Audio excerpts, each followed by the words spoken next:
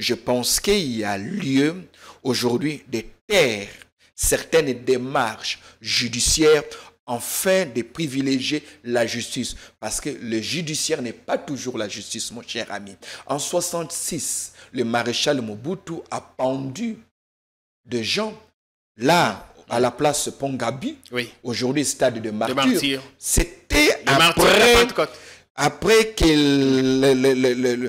qu'on ait prononcé un jugement. Voyez-vous, après qu'on ait prononcé un jugement, mais ce jugement judiciaire n'était pas la justice. Ce qui élève une nation, c'est la justice. C'est la justice qui élève une nation et non pas de jugement coloré de politisme, ainsi de suite. Je ne vais pas ici dédouaner Monsieur Matata, je ne vais pas ici dédouaner le président honoraire, le président Joseph Kabila, ok, mais je pense que puisque la case brûle, c'est pas le moment de chercher à tuer chercher à poursuivre les rats. Place, bienvenue chez vous. Un cadre moderne et paisible pensé pour votre bien-être. Des appartements spacieux baignés de lumière conçus pour un confort absolu. Un salon convivial, une cuisine moderne et 3 chambres élégantes pour un quotidien serein. 2 salles de bain raffinées pensées pour votre confort et votre bien-être. Sécurité 24 heures sur 24, parking privé, buanderie, internet offert et électricité garantie jour et nuit grâce à notre générateur de secours de 180 kVA. À Joa Place, fini le coupure, place au confort. Chaque détail est pensé pour faire de votre appartement un véritable havre de paix. Joa Place au numéro 7, avenue Kassai, quartier GB Ngaliema, à 3 minutes du boulevard du 30 juin, près de Mino Congo. Contactez-nous au plus 243 816 033 128. N'attendez plus, faites de Joa Place votre nouveau chez vous. Totikala Setseko Ndenali Puta Na wax de Maman Moseka Letoko Maka Légende Na 3.5 4.5 to 5.5 $. Signature Yalibela et Tikali. Inoubliable avec le wax de Maman Moseka.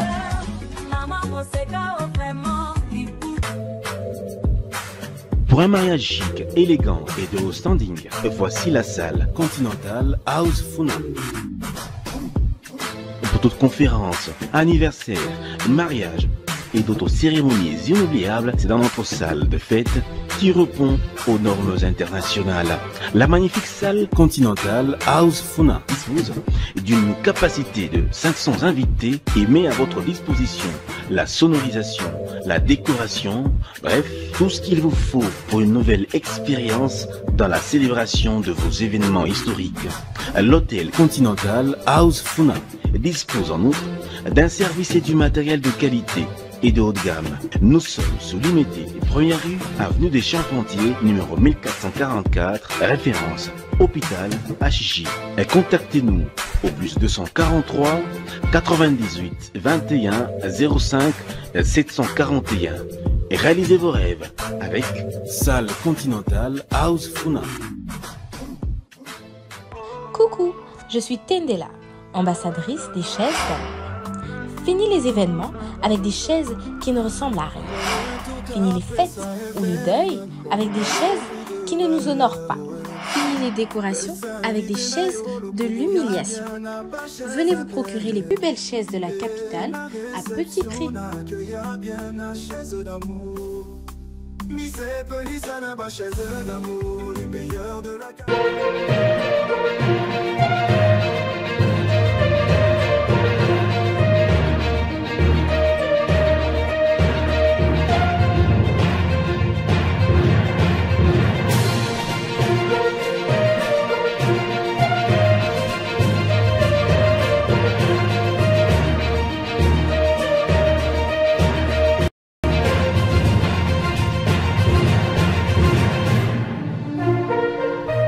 Bienvenue sur Politiquant, la force du détail. Avons-nous finalement fait le choix de donner au Rwanda par la grande porte ce qu'ils prenaient chez nous de façon frauduleuse? On reviendra tout à l'heure dans l'émission sur la la première mouture du deal, de l'accord en discussion entre Kigali et Kinshasa sous la médiation américaine. Quelques experts s'accordent sur le fait que ce projet d'accord à signer au mois de juin prochain à Washington n'est pas à l'avantage de notre pays. Alors que nous cherchons à consolider la paix et la cohésion, des opposants sont traqués. Matata, dans l'affaire Bokangalonzo, a été condamné à 10 ans de travaux forcés. On verra dans l'émission La marge des manœuvres qui lui reste. Il n'est pas le seul. Dans le scarcelle, il y a encore l'ancien président dont le sort sera finalement connu à la fin de cette journée. Mais il y a aussi l'opposant Moïse Katumbi qui a des ennuis. On a fait le choix d'évoquer toutes ces questions avec un expert en leadership. Il s'y connaît. On verra bien avec lui si on est dans la bonne direction. On a sur notre plateau docteur Silas Mimile Makangu. Merci pour l'honneur que vous nous faites, docteur, de répondre à notre invitation. Merci Jean-Pierre, je suis très heureux d'être sur ce plateau. On est content que vous soyez là parce qu'il y a beaucoup de choses, des questions que l'opinion se pose. On espère bien trouver des réponses avec vous. Vous qui formez les gens à devenir leaders. Voilà. Vous avez dit dans une de vos émissions que tout le monde peut devenir leader, mais en fait, ce n'est pas fait pour tout le monde. Tout le monde ne va pas forcément s'affirmer. Non, parce qu'il y a un prix à payer. Il n'y a rien qui se décrète. Le leadership, comme toute autre habilité, ça s'acquiert, ça s'apprend, ça se construit. Et tout ce qui se construit peut se déconstruire. Il y a un certain nombre de préalables qu'il faudrait observer pour quiconque voudrait répondre à cet apostolat. Parce que le leadership n'est pas avant tout une question de positionnement, mais une question de prédisposition. La prédisposition à pouvoir servir. Servir à une cause commune. Servir, non pas pour être servi soi-même, mais servir pour mettre à l'abri les générations futures. Le leadership, c'est aussi cet apostolat auquel chacun de nous devrait répondre, partant de sa vocation et de son domaine de prédilection pour servir d'exemple. Parce que la grande crise que nous connaissons, particulièrement dans notre pays et dans beaucoup d'autres pays africains, c'est une crise de modèle. À qui voulons-nous ressembler? Qui est nos repères, est-ce que nous avons encore des repères? Nous sommes une société sans repères. Et une société qui n'a pas de repères est une société qui capitule. C'est un corps sans âme. Un corps sans âme appelé à disparaître. Parce que les cadavres, peu importe combien on l'a aimé, peu importe sa beauté, sa place, c'est sous la terre. Parce qu'il faut qu'on ait des modèles. Est-ce que nous les avons encore? Il faudrait qu'on ait les modèles, mais pour avoir ces modèles, il faudrait que certains d'entre nous acceptent de vivre dans l'abnégation, c'est pour vous consacrer pour être ces modèles. Vous formez des politiciens, des religieux, des chefs d'entreprise. Est-ce que vous sentez en eux cette volonté de servir? Servir les autres, pas soi-même, pas se remplir soi-même les poches. Il faudrait reconnaître ici, Jean-Pierre, que la volonté, on peut la détecter dans certains individus. Mais du point de vue culturel, le Congolais est loin de pouvoir vivre en tant que modèle. C'est-à-dire que c'est un mal à la fois anthropologique et culturel qui nous a placés dans une posture de vouloir être servis et non pas servir. Nous sommes une société de gens qui aimeraient servir et pourtant, il faudrait que la grande mutation dans laquelle nous devons nous plonger soit celle qui part d'une société à vouloir servir, à vouloir être aimé pour une société de serviteurs et de servantes. Pour un pays de plus de 5 millions d'habitants, ça représente une manne. Ça représente une manne, merci. Si on s'en sert bien, si on a des bons leaders, on peut développer des bons projets. C'est tout ce qui nous manque. C'est tout ce qui nous manque. Les paradigmes avec lesquels nous avons fonctionné, qui nous ont fait croire qu'il suffirait de disposer de certaines ressources stratégiques minières, nous feraient développer. Aujourd'hui, nous nous sommes rendus compte qu'on peut disposer de toutes les richesses du monde. Mais à défaut d'avoir cette ressource magistrale et principale qui est le leadership, eh bien, nous continuons à patauger dans la précarité, dans la pauvreté, nous qui naturellement sommes appelés à être une nation qui donne aux autres et qui n'étend pas la main pour recevoir. Nous donnons aux autres. Nous avons toujours été là au grand rendez-vous quand il s'agissait des armes nucléaires, quand il s'est agi de l'industrie automobile, quand il s'agit maintenant des nouvelles technologies. Nos terres rares fournissent des matières premières, mais nous-mêmes. Très bien, heureusement que vous le dites à la fin de votre question. Qui est-ce qui doit fournir? Est-ce notre terre ou bien nous qui devrions fournir? Parce que là, nous tombons dans une loi éternelle, une loi sainte qui est même inscrite dans la parole de Dieu, dans la Bible.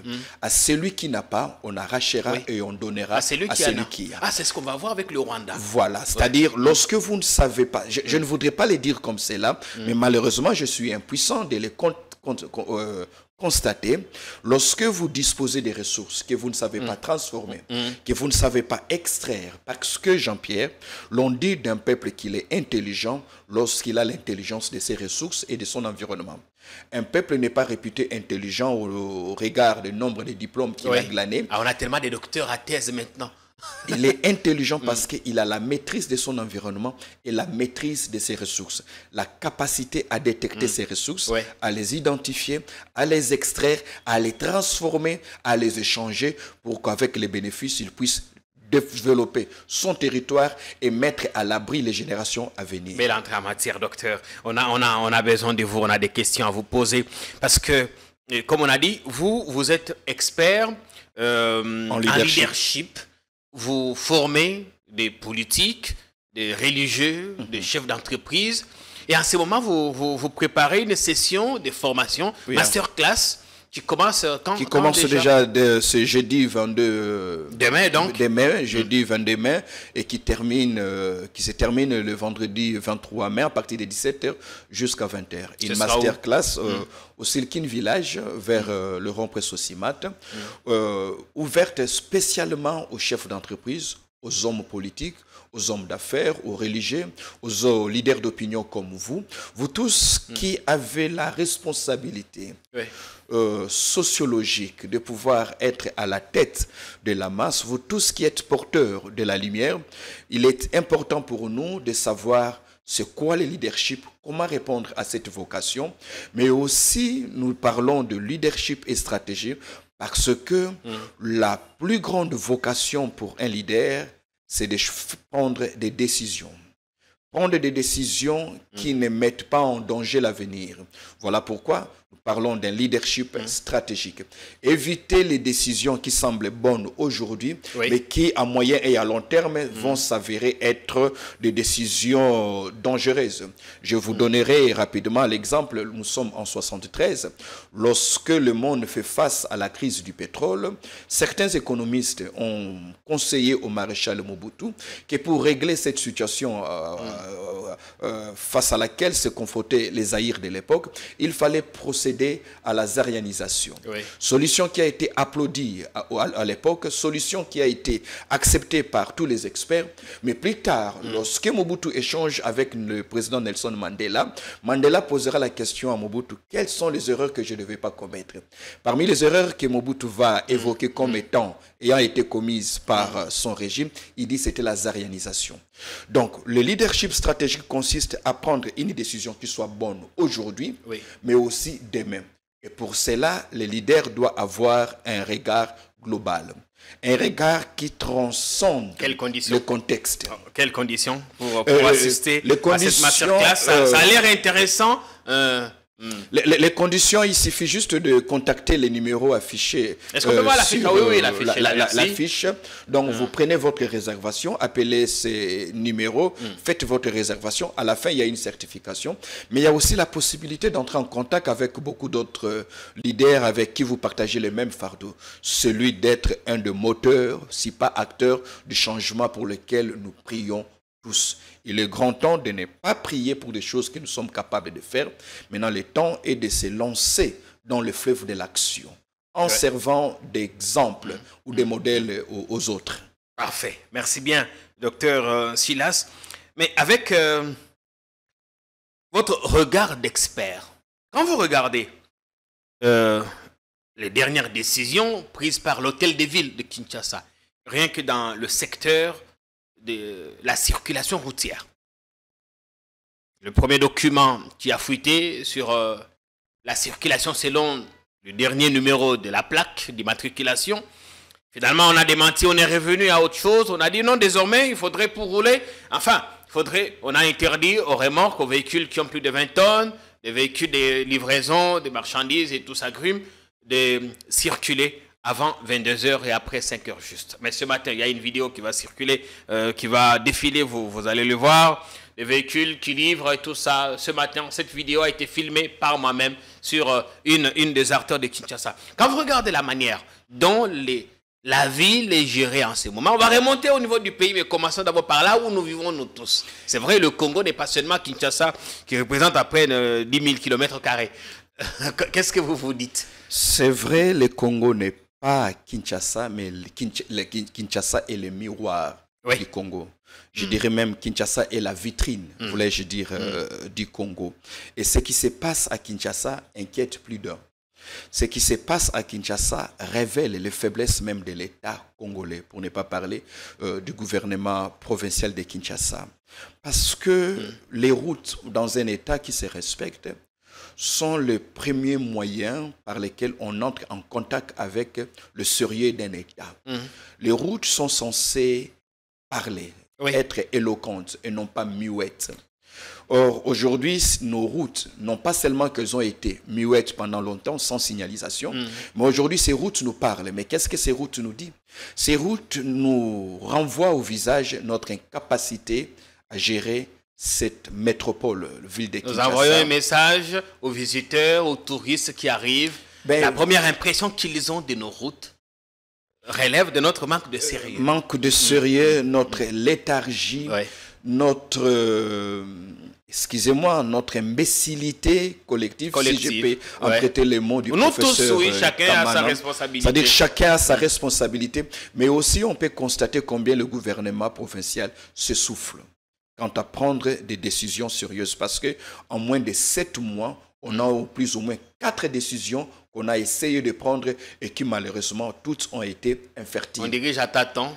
À tâtons. À reculons, tantôt. Voilà. Essai, erreur, bon, on va changer. Et pourtant, pour un État qui a des ambitions de puissance, je pense qu'une telle politique ne devrait plus être acceptée. On doit pour un moment redevenir sérieux. Parce que, Monsieur Jean-Pierre, lorsque nous comptabilisons le nombre d'heures que nous passons dans les artères, bloquées dans les embouteillages. Sur des courts tronçons. Sur de courts tronçons. Est-ce que nous savons évaluer les manques à gagner pour l'État? Est-ce que nous considérons l'incidence que cela peut avoir sur la santé mentale de la population? Aujourd'hui, avant-hier, j'ai dû faire les pieds de Kitambo jusque chez moi à ma campagne. Aujourd'hui, j'ai fait 2 heures du temps de la station ma campagne jusque pour parvenir vers Vélodrome. C'est pratiquement impossible.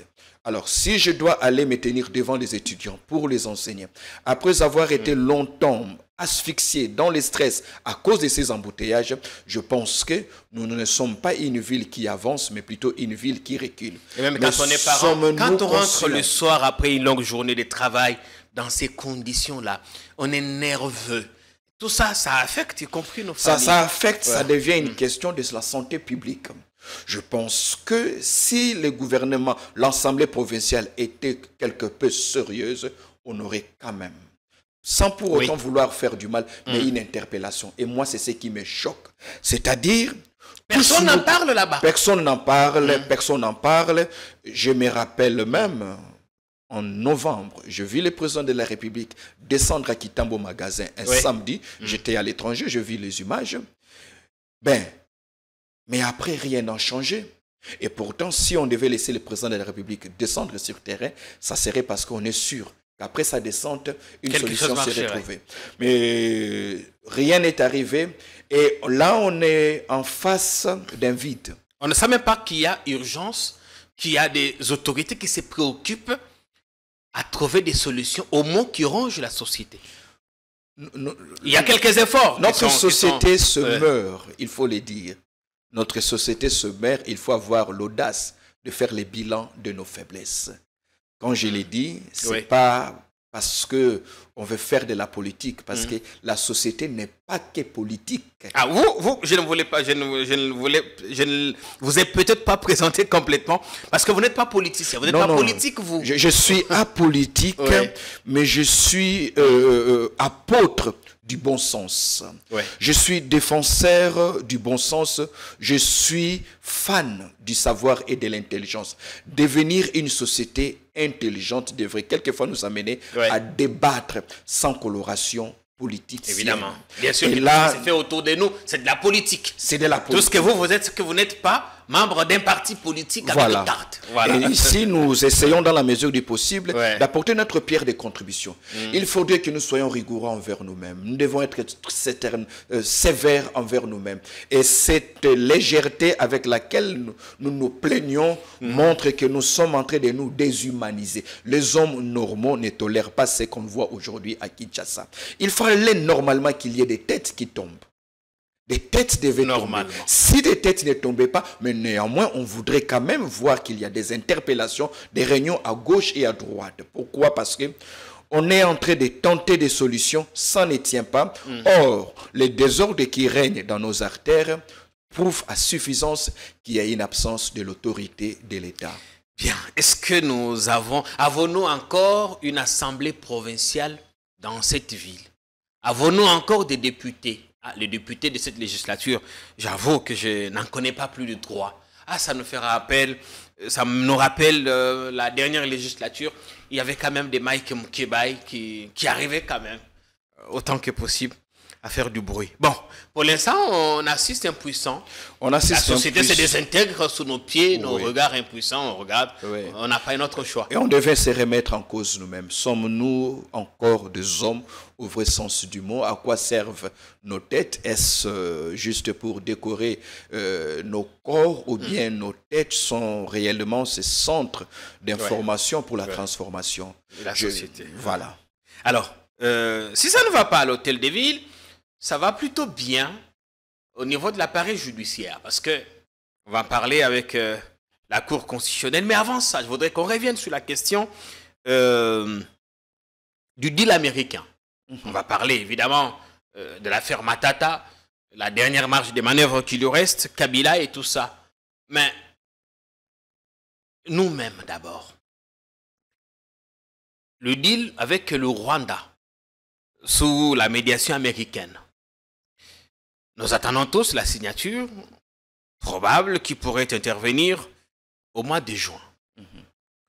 Il y a déjà quelques bribes d'infos qui fuitent, où il est permis à ce que les matières premières, notamment étain et tout ce qui est toité, soient transformées au Rwanda, où ils ont du matériel nécessaire.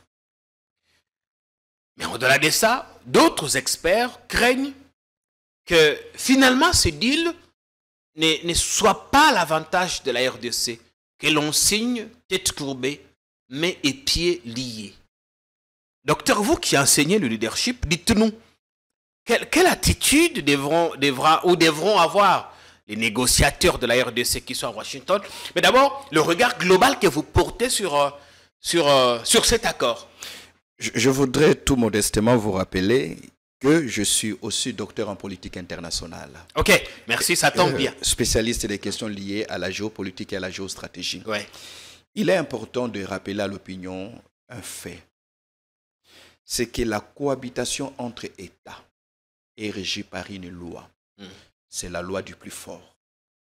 L'espace international ne fait pas de cadeaux aux États faibles et qui s'affaiblissent davantage. Il n'y a pas de pitié là-bas. Il n'y a pas de pitié. C'est le plus fort qui gagne. Et lorsqu'il est question de la force ici, il n'est pas d'abord question du potentiel. Parce que potentiellement, le Congo a l'avantage sur le Rwanda. Oui. Du point de vue démographique, du point de vue géostratégique, du point de vue de ses ressources, du point de vue ainsi de suite, et même du point de vue de l'histoire. Mais malheureusement, la République démocratique du Congo, depuis plusieurs années et même plusieurs décennies, joue la politique étrangère de la conjoncture, la politique étrangère de l'immédiateté. C'est-à-dire, met toutes ses ressources dans la résolution du problème apparent. Un problème présent. présent. Et l'avantage que le Rwanda, au-delà de tout ce qu'on peut lui reprocher, a, c'est que le Rwanda semble être plus stratégique dans la mesure où il joue sa survie. Quand on dit ça, ce n'est pas qu'on n'aime pas notre pays. Je parle ici en tant que technicien. Un médecin n'aura pas peur de vous dire qu'il faut vous amputer la jambe. Ouais. À moins que je sois un tradit praticien dans le sens péjoratif. Mais ici, je parle en tant que technicien. Il faudrait que nous puissions repenser notre politique au niveau de la région et que nous puissions redéfinir ce que nous voulons obtenir à la fin de ce conflit avec le Rwanda. Ces trois questions doivent être posées, Jean-Pierre. La question du quoi. Qu'est-ce qu'une fois obtenu, nous dirons que la République démocratique du Congo est sortie gagnante dans ce deal? La paix. Maintenant, il faudrait donner un contenu à cette paix. Est-ce que la paix, c'est simplement la cessation des armes? Non. La paix, pour moi, c'est lorsque la République démocratique du Congo, jouissant de ses ressources, jouissant de tous les avantages géopolitiques et même géostratégiques qu'il a, parviendra à jouer son rôle de moteur dans la région et d'un État leader au niveau des continents africains. Et même en cas de cessation d'armes, cela doit-il se faire à quel prix?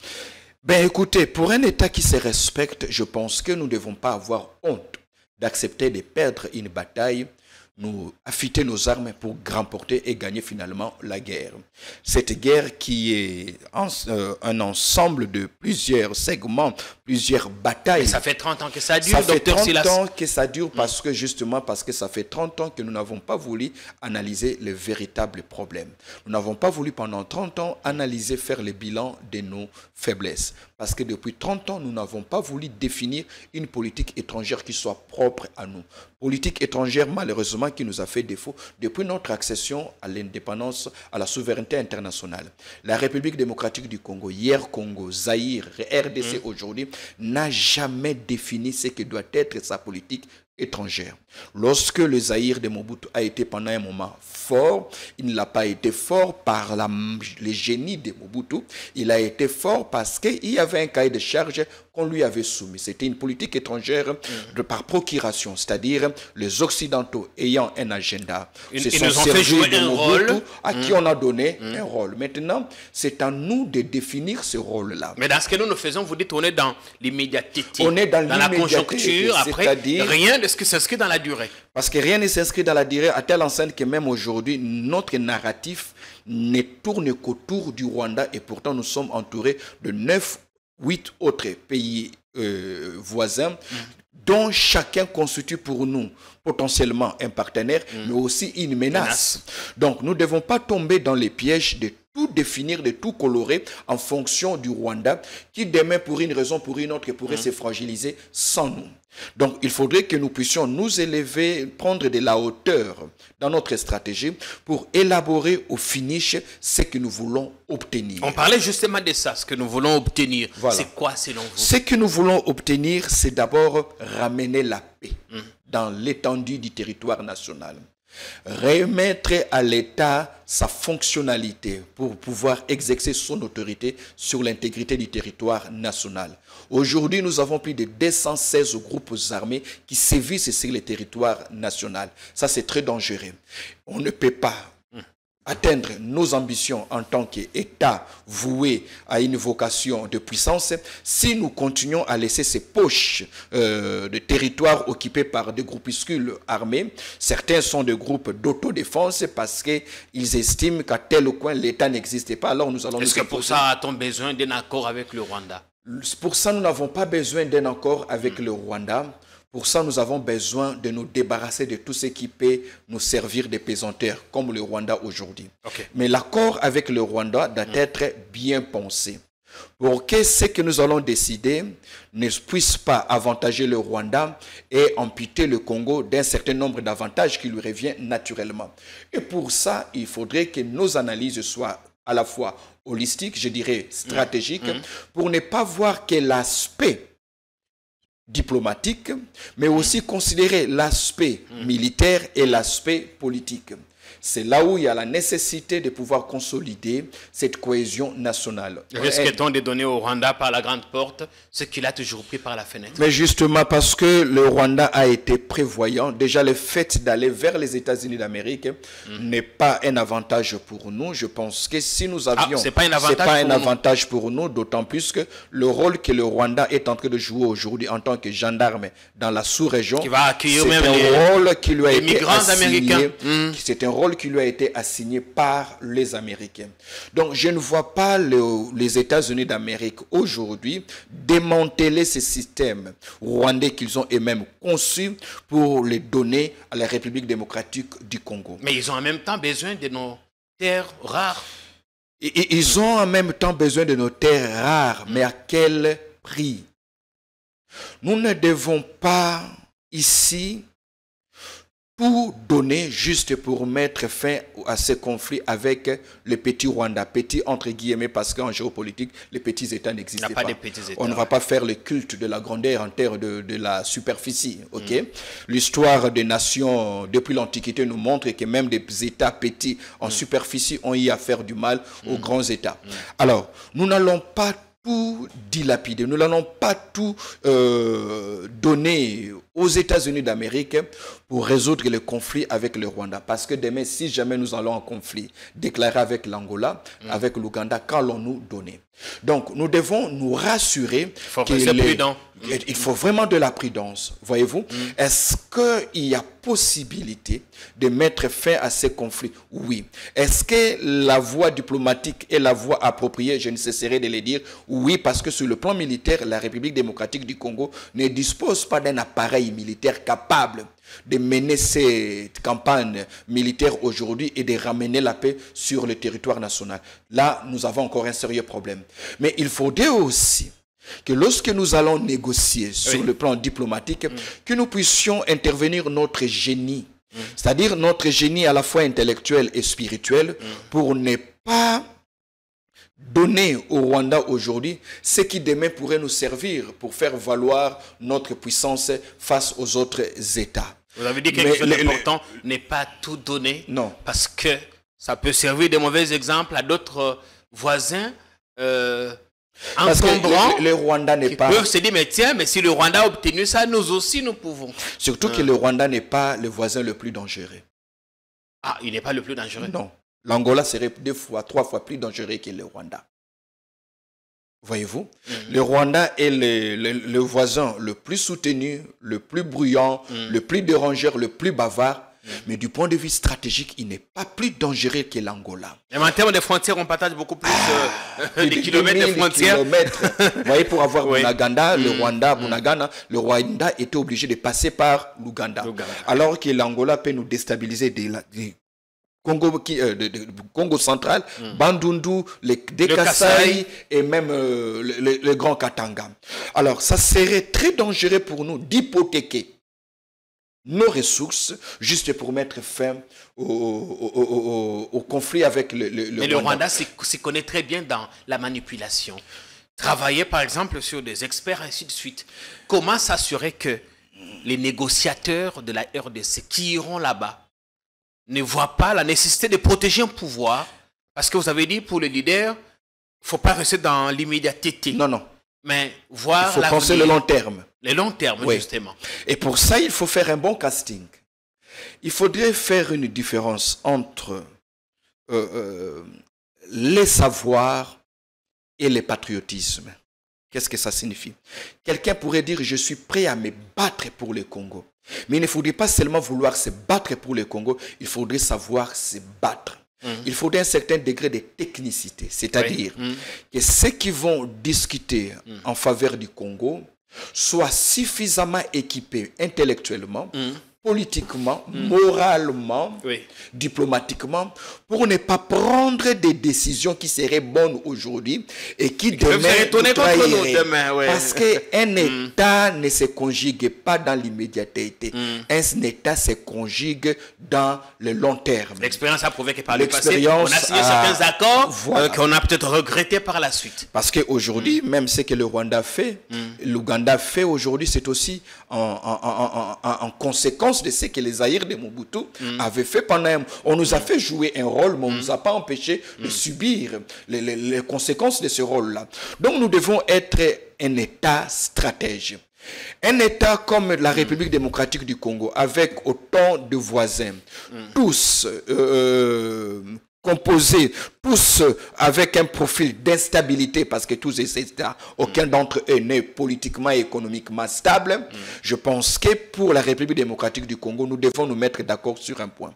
C'est lequel? C'est que la guerre doit devenir pour nous une doctrine, une règle, et la paix devenir une exception. C'est-à-dire, nous devons devenir un État stratège, un État qui ne laisse pas son armée clochardiser. Être prêt à faire la guerre. Un État qui soit prêt à faire la guerre à tout moment. Et pour faire la guerre aujourd'hui, on n'a pas besoin que de l'armée. Il faudrait aussi que la cohésion nationale devienne un des piliers fondateurs. Parce qu'on ne peut pas envoyer les troupes en guerre si au niveau de la cohésion nationale, il y a des fissures. Ça, on va parler. La cohésion, on en parle. Mais aux États-Unis, a-t-on vraiment une marge de manœuvre? Sommes-nous dans les conditions aujourd'hui de dire non, ça on ne peut pas? Ben écoutez, déjà c'était très mauvais choix de prendre un négociateur trop puissant, un facilitateur trop puissant. En matière de négociation, c'est toujours imprudent de prendre, quand j'ai un problème avec... Il y a un penchant pour l'autre. Bon, pas seulement qu'il ait un penchant pour l'autre, mais dont les propositions sont difficilement discutables. Ah oui. Voyez-vous? Donc, je préfère, quand j'ai un problème avec Jean-Pierre, bon, on va voir l'oncle, mais si on va, par exemple, voir les papes, si on va voir le président de la République, on ne sait pas discuter ses orientations. Ça, c'est déjà une faiblesse. Donc, attendre que les États-Unis se présentent comme étant facilitateurs, en lieu et place de pères africains, je pense qu'il va jouer à notre défaveur. Mais de deux aussi. Oui. Nous allons vers un facilitateur qui dispose lui-même aussi d'un cahier de charges, d'une politique en ce qui concerne la sous-région. Oui. Donc, sa facilitation ne cherchera pas seulement à mettre fin. Il est juge et parti. Il est juge et parti parce qu'il voudrait être bénéficiaire. Oui. Mais nous n'allons pas faire le deuil pour autant. Nous devons nous assumer. Il est grand temps maintenant de pouvoir réfléchir. Et c'est ici que les dirigeants politiques devaient faire appel, aller au-delà des regroupements politiques, aller au-delà des partis politiques, pour inviter aussi les compatriotes qui, sans être de l'opposition, même s'ils étaient de l'opposition, mais qui sont détenteurs d'une certaine expérience, d'une certaine compétence, d'une certaine technicité, qui pourraient aider la République à ne pas tomber dans les pièges des accords, parce qu'un accord peut donner la paix aujourd'hui, et dans 3 ans, signer votre fin en tant que République. Et pour cela, il faudrait qu'on ouvre un couloir pour écouter aussi les spécialistes.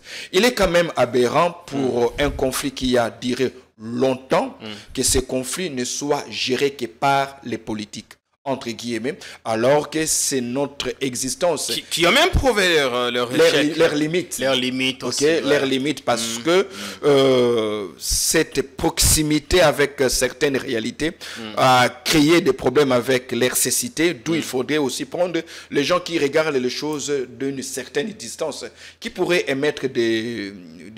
Écoutez, dans tous les pays du monde, on fait appel aux experts pour telle situation. Ce n'est pas l'affaire d'un régime, ce n'est pas l'affaire d'un groupement politique, c'est l'affaire de la République démocratique du Congo. Notre existence. Notre existence tous qui est mise en jeu. C'est formidable. Docteur, ce que vous dites est vraiment formidable. Et j'espère que vous passez tous du bon temps de télé. On se régalait un peu, comme on avait dit. C'est important ce qu'il dit, c'est très fondé. Vous sentez que je valide. Alors, vous parliez tout à l'heure de la cohésion. Oui. On ne peut pas gagner en étant désunis. Non. En ce moment, on tend vers la rupture. Il y a plus d'éléments qui nous divisent que des raisons qui nous rassemblent. Oui. Et ça, c'est vraiment alarmant qu'on ne s'en rende pas compte. Je me pose la question, c'est quel type de cécité qui nous frappe? La Bible on cherche quelque chose et son contraire à la fois. On veut quelque chose et son contraire à la fois. La Bible dit qu'un royaume divisé contre lui-même ne peut pas subsister. Donc, il faudrait que nous réussissions à faire un bloc en face de l'ennemi. Parce que l'ennemi n'est pas que le Rwanda, l'ennemi c'est aussi notre désunion. Mais aussi cette indifférence face au pouvoir ou à la puissance de l'unité. Et je crains que ça soit un des éléments que l'ennemi remue à l'intérieur en cherchant à nous donner les raisons pour ne considérer chez l'autre que ce qui nous divise en lieu et place de considérer chez l'autre ce qui pourrait nous unir aujourd'hui. Il y a Matata, Kabila, Katumbi, voilà. Des poids lourds de l'opposition qui sont en difficulté en ce moment. Mais je pense que puisque le président de la République tient à tout prix à remporter cette bataille avec le Rwanda et au finish gagner la guerre face à la pauvreté, à la précarité et à l'impuissance, oui. Je pense que si je peux me permettre de pouvoir émettre un conseil, un avis, je pense que il serait important pour les chefs de l'État aujourd'hui de ne pas recourir à certaines pratiques qui pourraient à première vue sembler être bonnes ou salvatrices, mais qui étaleraient aussi nos fissures et mettraient à la face à l'opinion internationale nos divisions. Il y a un proverbe africain que je vais ici évoquer une fois de plus, oui. C'est qu'on ne poursuit pas les rats quand la cage brille, quand la case brille plutôt. Lorsque votre case est en feu, ce n'est pas le moment de poursuivre les rats. Et lorsqu'on est en face d'un incendie... Il faut d'abord éteindre le feu. Il faut éteindre le feu. Lorsqu'on est en face d'un incendie, on ne tient pas compte de la propriété de l'eau. Que ce soit de l'eau propre ou de l'eau sale, il faut juste prendre cette eau et chercher à éteindre le feu. Je ne suis pas en train de dire qu'il faut faire taire la justice, mais je pense qu'une justice sans sagesse pourrait être une arme utilisée malicieusement par l'ennemi pour nous désunir. Parce qu'aujourd'hui, derrière ces différentes personnalités qui seraient poursuivies pour une raison ou pour une autre, oui. Il ne faudrait pas voir que certaines de ces personnalités sont ce qu'on appelle en politique des arbres qui cachent une forêt. Les forêts, c'est quoi? Ces forêts, ce sont aussi ces milliers de Congolais qui croiraient en leur leadership ou en leur... qui sont sous leur influence. Qui sont sous leur influence. Or, aujourd'hui, le moment n'est pas approprié. Ce n'est pas le moment. Surtout dans un contexte où on vole partout. Surtout dans un contexte où on tient des propos qui divisent en lieu et place de tenir des propos qui unissent. En tout cas, ça c'est mon opinion à moi et j'estime que cette opinion vaut la peine d'être considérée. On peut faire la guerre, on peut mener des poursuites, mais ce n'est pas toujours le bon moment. La justice élève une nation. Mais il faut faire très attention. Lorsqu'on parle de la justice, il ne faudrait pas confondre que tous les jugements sont justes. Il ne faudrait pas confondre que ce sont les cours et tribunaux qui élèvent la justice. La zaïanisation a été une décision de la justice, mais une décision qui a fait plus de mal que de bien. L'apartheid en Afrique du Sud a été une décision soutenue par la justice, mais une justice qui fait plus de mal que du bien. La ségrégation raciale aux États-Unis a été soutenue par la justice, mais une justice qui a fait plus de mal que de bien. Je suis apôtre pour la justice. Je suis un défenseur de la justice. En tant qu'homme d'église, en tant qu'universitaire, je ne peux que prôner la justice. Oui. Mais attention, il faudrait que cette justice ne soit pas un instrument au service d'un groupe d'individus qui cherchent à faire du mal à un autre groupe. Je pense qu'aujourd'hui, il y a lieu, il y a intérêt à pouvoir taire nos différences et regarder dans une même direction. Quelle est cette direction? Un Congo fort, un Congo uni. Est-ce qu'on n'a pas atteint le point de non-retour? Non, je ne vais pas être pessimiste. Je pense que pour ceux qui vivent, il y a encore de l'espoir, nous dit la Bible. On n'a pas encore atteint ces points de non-retour, mais il faudrait éviter plutôt d'atteindre le point, même quand on retournerait, qu'on retourne avec des cicatrices, qu'on ne serait pas effacé. Il ne faudrait pas qu'on arrive là. Je crois qu'on peut tout résoudre. On peut même demain s'asseoir autour d'une table et discuter. Il y a intérêt aujourd'hui à donner de l'avantage, à donner de la chance au pourparler, à échanger entre acteurs, entre regroupements sociopolitiques, entre concitoyens, comment sortir la République de ces marasmes dans lesquels nous pataugeons depuis plusieurs années. Ce n'est pas un individu qui doit gagner, moins encore un régime ou encore un parti politique, mais c'est le Congo qui doit gagner. Et c'est là où le chef de l'État doit jouer sa partition en tant que leader principal, en tant que chef d'orchestre, pour pouvoir faire ce qui doit être fait maintenant. Qu'est-ce qui doit être fait maintenant? C'est unir le Congo.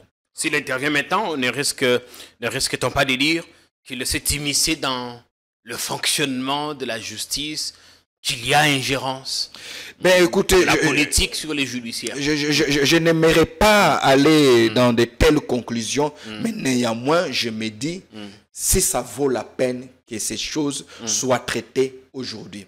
N'ayant pas les éléments dans les coulisses, mais en tant qu'observateur, et mon observation n'est pas aussi erronée. Ok, mon observation n'est pas aussi erronée. Je pense qu'il y a lieu aujourd'hui de taire certaines démarches judiciaires afin de privilégier la justice. Parce que le judiciaire n'est pas toujours la justice, mon cher ami. En 1966, le maréchal Mobutu a pendu des gens là, à la place Pongabi, aujourd'hui stade de martyr. C'était après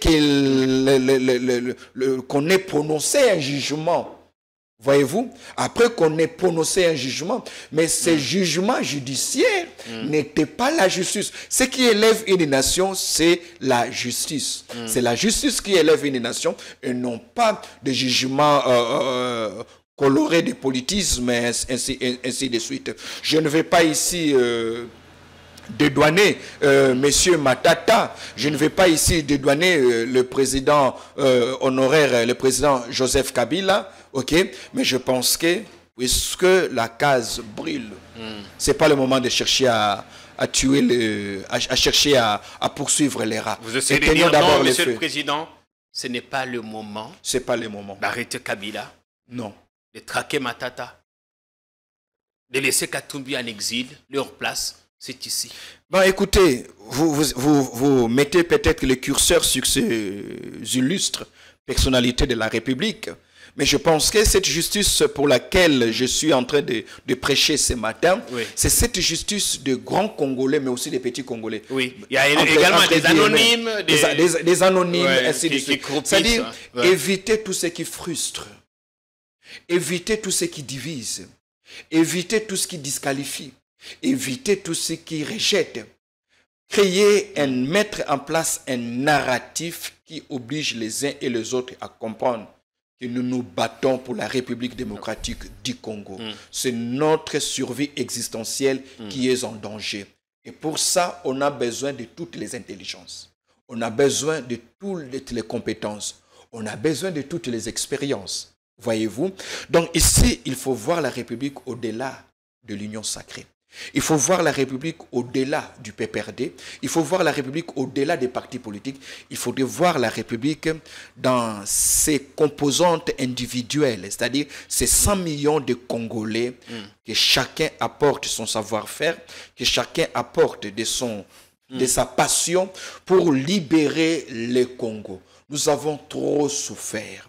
Aujourd'hui, nous avons la grâce, la chance, grâce à ces chaos, que nous sommes en train de frôler, parce que ça, il faut le reconnaître, que nous sommes en train de frôler un chaos.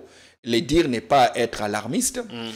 Grâce à ces chaos, nous avons la possibilité de rebondir. Mais pour rebondir, il faudrait faire taire notre ego et donner la chance à notre bien commun. Oui, donc c'est délester de son ego, privilégier la République et voir comment tisser les ponts par-dessus les différences, les divergences qui nous caractérisent et prioriser le Congo qui est notre héritage commun. Aussi éviter que certains puissent prendre une direction qui ferait du mal au fonctionnement de la République. Ok, voilà. Si je ne le disais pas, je serais injuste. Oui, c'est important. C'est important. De part et d'autre, il faut que le Congo soit notre centre d'intérêt. Parce que, Jean-Pierre, si vous me permettez... Allez-y, s'il vous plaît. En tant que dirigeant, en tant qu'intellectuel, vous et moi, nous devons nous trouver l'opportunité d'entrer dans le Panthéon. Et c'est là par la grande porte. C'est-à-dire demain, l'histoire nous jugera. Que les jugements que l'histoire fera sur vous, sur moi, sur le président Félix, sur tous ceux qui sont à la tête des institutions, soit un jugement qui encense et non pas un jugement qui bannit. Okay. Et pour cela, il faudrait que les actions que nous posons aujourd'hui soient aussi évaluées en termes d'incidence dans le long terme. Comment est-ce que l'avenir nous jugera? Et pour ça, nous avons intérêt à travailler pour le bien-être commun, mais aussi pour épargner les générations à venir. Comme nous le disons dans notre hymne national, que nous léguerons à notre chère postérité. Oui, mais aujourd'hui, arrêter, c'est... On va essayer quand même de rester sur ceux qui sont sur la sellette. Matata, Kabila, ancien Premier ministre, ancien président, est-ce que d'une certaine façon, on ouvre une boîte de Pandore, on crée une jurisprudence? Je crains pour la suite, enfin, pour le futur, pour les autres, tant que ce sera équitable. Oui, mais c'est ça justement la crainte. Mais écoutez, les mal doivent être condamnés. D'où qu'ils viennent. D'où qu'ils viennent. Quel qu'en soit l'auteur, un mal reste un mal. Même quand un ange commet un mal, c'est un mal. On ne sanctifie pas un mal parce qu'il a été commis par un ange. Mais j'estime aussi, pour donner de la viabilité à l'État et à la justice, il faudrait qu'aujourd'hui, puisqu'on juge le Premier ministre Matata, que l'on puisse aussi juger tout cela dont le nom a été cité par la clameur publique, dont les éléments ont été évoqués, comme pour dire qu'ils ont volé, parce qu'aujourd'hui, il faut... c'est là qu'on évoque la sélectivité de la justice. Alors, il faudrait, quand on est sélectif, on est plus juste. La justice, Dieu a jugé son fils à la croix, parce qu'il était devenu péché. Et le fils de Dieu a crié, « Père, pourquoi m'as-tu abandonné ?» Parce qu'il était devenu péché, Dieu l'a jugé. Dans un de mes ouvrages, Bâtisseur des Nations, je parlais de la justice comme étant le seul escalier qui pourrait nous amener de la précarité vers une prospérité collective. Un État doit être juste. C'est la justice qui élève une nation et cette justice ne doit pas être sélective.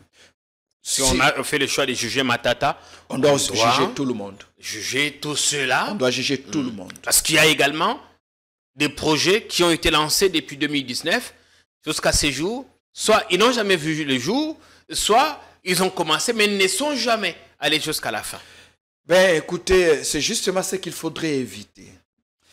Éviter de considérer la République en termes de mandature. Oui. Considérer la République dans son existence, dans les 50, 60 années à venir. Et pour cela, c'est rassurer que la justice soit réellement indépendante. C'est-à-dire que c'est une justice qui ne répond pas aux injonctions politiciennes. C'est aussi une justice qui n'est pas sélective, qui juge les uns et béatifie les autres. Ça doit être une justice qui travaille justement pour être cet état de droit pour lequel nous sommes tous en train de battre chacun à sa manière. Les uns les prêchent, d'autres l'enseignent, d'autres se battent pour que nous ayons au finish cet état de droit que je considère aujourd'hui indispensable et même comme étant un des préalables pour être un état puissant. Il n'y a pas de puissance sans justice. Et pour ça, il faudrait que nous soyons sévères envers nous-mêmes. Sinon, nous servons à l'ennemi en grossissant le nombre de frustrés. Ouais. Parce que dans une situation comme celle-ci, il ne faudrait pas prolonger la liste des Congolais frustrés, mais il faudrait plutôt que chacun, les forts comme les faibles, se considère protégé par la République. Alors, si on ne poursuit pas ceux qui sont présumés ou qui sont accusés aujourd'hui d'avoir détourné, quand on les poursuivra demain, on risque de dire qu'il y a acharnement. Si jamais on avait notre président, enfin qu'il soit Félix Tshisekedi ou quelqu'un d'autre, quand on va essayer de poursuivre ceux qui ont travaillé dans son administration, les autres qui viendront, on dira à ce moment-là, mais on s'acharne sur soit les opposants ou les anciens dignitaires. Ben écoutez, une république qui fonctionne normalement, vous savez, dans ma thèse de doctorat, je parlais de l'évanouissement de l'État congolais. je définis le Congo comme étant un État évanoui, en perte de conscience. Un État en besoin perpétuel d'être assisté. Un État aux fonctionnalités rationnelles en plein 21e siècle. On ne devait même pas débattre sur des questions comme celle-ci. Pourquoi? Parce que la justice étant un des pouvoirs fondateurs d'un État moderne, la justice étant un des piliers promoteurs de la prospérité et du développement, on devait trouver cela normal. Normal, ouais. Donc, quelqu'un qui a volé ou qui est accusé d'avoir volé réponde de ses actes. Ils répondent de ces actes. Opposants aux membres de la mouvance au pouvoir. Alors, qu'on n'aille pas aussi trop vite, espérons qu'après avoir jugé et condamné M. Augustin Matata, demain on jugera aussi beaucoup d'autres. Est-ce qu'il a une autre marge de manœuvre, Matata, selon vous? Bon, je crois que, à ma connaissance, avec ma connaissance aussi limitée en matière de droit, je crois que les décisions de la Cour suprême constitutionnelle telles qu'elles sont dites, bon, à moins que peut-être on recourt peut-être à l'option politique. Ce qu'on appelle là-bas les erreurs matérielles, ce n'est pas la première fois que la Cour elle-même revient sur ses propres décisions. Bon, il ne faudrait pas que l'on amène la Cour à revenir sur ses propres... À se dédire, à se contredire, sinon on va la vider de sa substance. Et puis une course qui se fragilise, c'est la République qui se fragilise. Mais je pense que pour des besoins politiques, un État n'est pas que une affaire de droit. Ouais. C'est aussi une affaire de vouloir vivre ensemble. Ouais. Et quand il faut vivre ensemble, il y a des choses qu'il faut considérer, il y a des choses sur lesquelles il faut placer le curseur, mais il y a aussi des choses qu'il faudrait passer, pas pour les sanctifier ou les béatifier, mais parce que pour le besoin immédiat, cette démarche ne nous aiderait pas à avancer. J'estime ici qu'on a intérêt à ne pas être sélectif, à ne pas défendre l'indéfendable, mais à faire ce qui doit être fait. Pour l'instant, vous dites qu'on a choisi le mauvais moment. On a choisi des mauvais moments. Nous sommes... vous savez, c'est peut-être nous qui sommes distraits. Mais le monde entier se conjugue en congolais. Regardez le nombre de réunions. L'on parle aujourd'hui de l'internationalisation de la crise congolaise. Il y a Doha. Il y avait Luanda, il y avait Nairobi. Aujourd'hui, il y a Doha. Hier, il y a eu Lomé. Il y a Washington. Tout le monde parle de nous. Il y a les Nigérians qui se mobilisent et d'autres, l'Union africaine. L'Éthiopie, tout le monde parle de nous. Mais dans l'entretemps, qu'est-ce que nous sommes en train de résoudre nous-mêmes comme problème? Est-ce que ce que nous appelons solution n'est-elle pas de l'huile que nous mettons sur le feu? Qu'est-ce que ça nous fait d'abord de voir des réunions se tenir à Lomé, qui est fort Nassibé là-bas, lui-même qui n'est pas un démocrate. Non. Et qu'il soit là à parler de la crise congolaise, à vouloir apporter des solutions. Genre, on est dépassé nous-mêmes là. On est... Bon, je ne dirais pas qu'on est dépassé, on est inconscient. On serait dépassé si on avait fait des efforts pour gérer en interne la crise, alors qu'on avait la possibilité de le faire. Mais aujourd'hui, cette crise nous a presque échappé. Il est très difficile aujourd'hui de dire aux autres de ne plus statuer sur cette crise et de nous laisser la gérer. Nous avons montré nos limites, nous avons montré notre indifférence, nous avons montré que nous avons donné plus de l'importance à des crises intestines, interpersonnelles, interindividuelles, qu'à la crise qui touche à notre survie en tant qu'État, en tant que société. Et ça, c'est vraiment... On devrait avoir honte de ça. Ben, si nous sommes humains, nous devons avoir normalement... Si nous avons encore un peu d'honneur qui nous reste. Ça devrait nous gêner et pour cela, il faudrait taire tout conflit en interne. Taire ces conflits pour donner de l'avantage à la résolution. Parce que cette crise risque d'être résolue pour nous, mais sans nous. Sans nous. Or, en matière de négociation, tout ce qui est fait pour vous sans vous finira contre vous. Oui, mais si on signait par exemple à Washington avec... le Rwanda, à Doha, avec le M23. On peut dire que Fachi s'est tiré de l'affaire. Oui, en partie. Je répète. L'affaire n'est pas que le M23. Nous avons plus de 216 groupes armés, dont le M23 fait partie. 14 de ces groupes armés sont sous tutelle des pays étrangers. Ok.